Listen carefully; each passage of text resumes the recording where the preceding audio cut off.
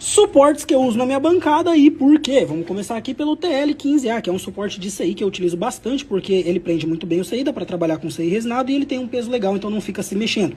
Segundo, suporte de placa, Mechanic MR6 Max. Esse daqui eu uso bastante para placa de iPhone e para placa de Android, porque ele prende bem e tem um peso legal também.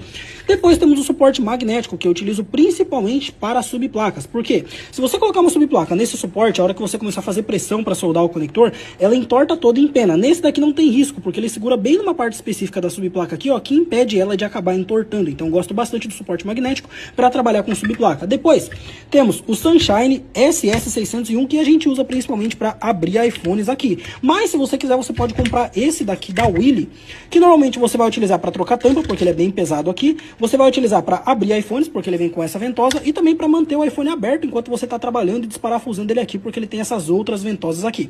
Fica essa dica de suportes para vocês, espero que vocês gostem.